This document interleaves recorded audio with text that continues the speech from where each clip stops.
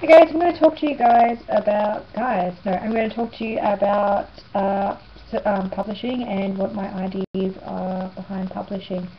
So for a long time, thought that the only way to get any of my work published was to go and do the hard yard and then query it out and such and do it the traditional way. But over the years, after reading many self-published and I think small press books, I have pretty much decided that if I am going to pursue my writing career, I'm going to do it through self-publishing or those small press sort of publishing companies. Simply because I just think that is the way that's going to suit my personality. So I thought I'd go through a few, just some bullet points about why I would choose self-publishing. I know there's a lot of great reasons why I would go traditional, and it kind of seems stupid not to go traditional sometimes, but for these reasons I definitely would choose to go through self-publishing. Okay, so the number one thing that is most important to me is the integrity of my story. So I don't really want my characters changed all that much. Now, when I say this, I'm very happy to have critical comments, editing, etc., etc. I'm happy to have some things changed, but ideally you wouldn't want to mess with my names of my characters. That is not going to change because those are the characters that speak to me. And coming from a person who believes that these stories are given to me, not that I go out and source them, these stories are given to me to write about. So to have their names changed or to have any of the really like nitty-gritty details changed just wouldn't suit me very well, especially after spending a lot of time. I've spent about 2.5 years on this novel so far with these people, and I'm pretty sure, like, I don't know everything about them, but I do know the nitty-gritty of it, and while I'm still discovering it and sometimes it changes, you can't mess with that. Also, I just find that if I was to do it by myself, I would be able to keep that integrity intact, and I think I'd be able to portray the story a lot better because there's no force behind it. And I know I love traditional publishing because I have so many books that I publish like that.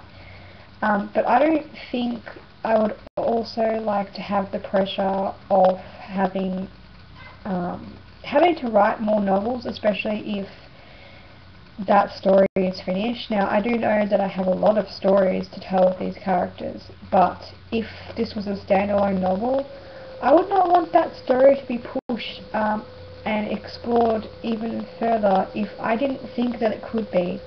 So that way I'm keeping the integrity of that story intact. Okay? So the next thing I like about it is that you have resources. Now, granted that you actually have to go out and source these yourself.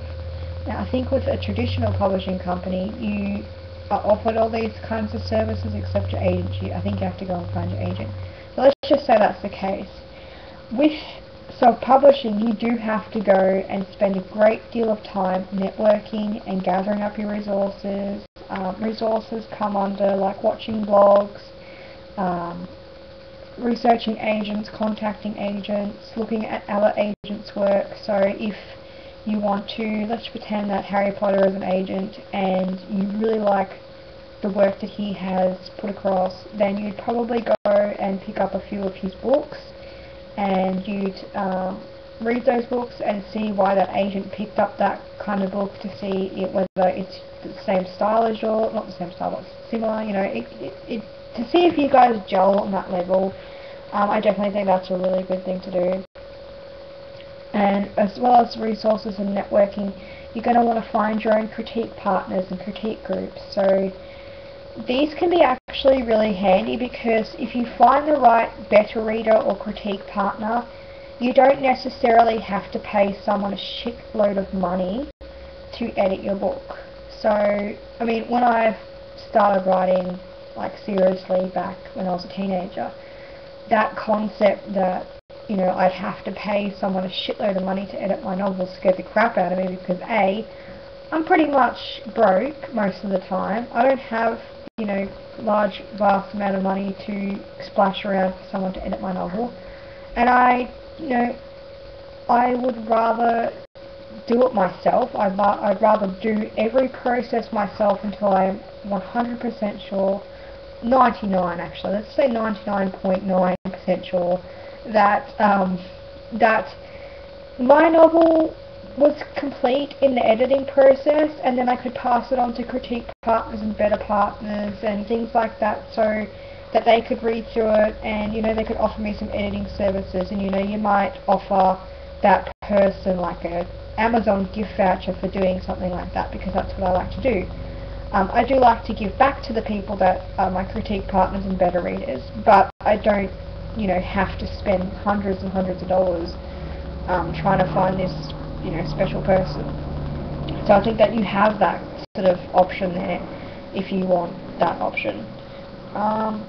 And same with graphics and covers and stuff like this, and this comes under my next topic, control. You have control over everything that happens. Now, when I say everything that happens, this is a process, guys. If you know about processes, you know, not everything goes smoothly. Like, the writing and publishing industry is not going to go smoothly. You're going to have hiccups. It's a sad, inevitable fact, but I think that it's a good thing to have setbacks and stuff, especially when you're doing this process, because it teaches you lessons that you need to learn for either next time or just in general. So you have control over money. So you get to decide how much your novel is going to be set, you know, the pricing and stuff like that.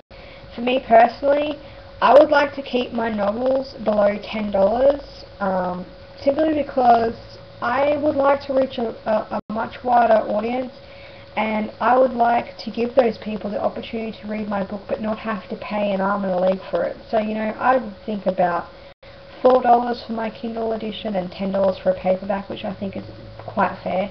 I usually, when I'm shopping around, I judge the cost for the amount of pages. So if there is a short story and they're selling it for $5 or $6, I'm not going to pay $5 or $6 for 25 words. I will pay $5 or $6 for a 400-word book, because to me, I'm getting more for my money, unless, of course, it is part of a series. So you've got to think about these kind of things. You've got to think about, you know, you're the person who has to do their marketing and who has to look at the market and has to sort of think about what you would like yourself. And I can do that, and I'm able to sort of distance myself and say, okay, this is what the market's like, this is what people are selling it for. Can I do this? Can I offer my novel to people for a cheaper price so that they can, you know, explore it and see if they like it? Maybe they might buy the paperback. But you get to sort of, you get to do that. And you get to distribute it too. So you're the person who puts it out there for the world, and I think that's really, it's an important lesson, because you're a business person now. You are, in your own right, a business person. So pat yourself on the back if you get to that point, because you're going to be going through that whole distribution stage that, you know, large companies go through too. But you're doing it by yourself. So you may have all these partners and stuff like that, which is fantastic. But ideally, you're going to be doing this distribution by yourself. And I think that's a large feat in itself. And I find that concept really exciting, because to me, I have always loved business. So distributing my own book would kind of make me feel like I have my own little business too. The business of writing, editing, publishing, distributing, controlling that kind of aspect of, you know, my book. Again, with the cover and graphics, you get to decide. I do apologise for my partner. You get to decide what you want to do with it.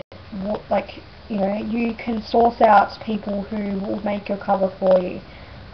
You know, I happen to know a lot of people who are doing graphic design and you know, using stock photos and all that sort of stuff. So I plan on utilising those people.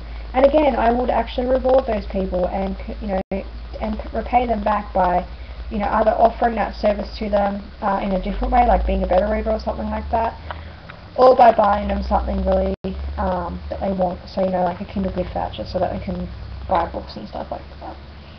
The last thing I would say about self-publishing that I really think, for me, and this is not that traditional authors don't do this, but I think that you have to be a lot more disciplined and determined to get your book out there, because it's all on you.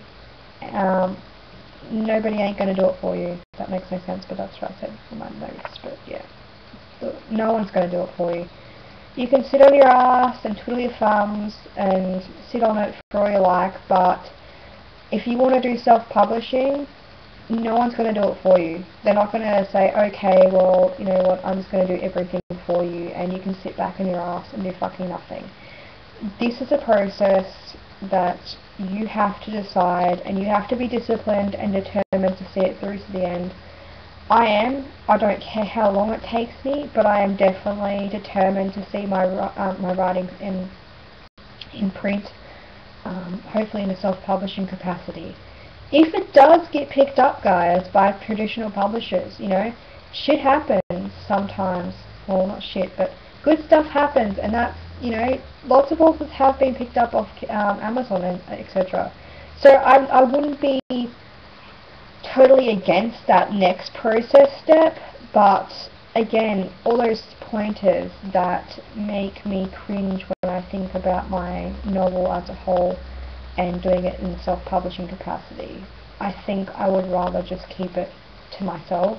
And that's kind of selfish in a way, but I want to learn. Like, I want to learn about this process. I want to discover things that maybe if I was working with a traditional publisher, I wouldn't have as much control over that journey as I would if I was doing self-publishing. So this is a video for Caitlin, so I am responding to your video, and I hope this was a good video for you guys, and I will talk to you guys later. Bye!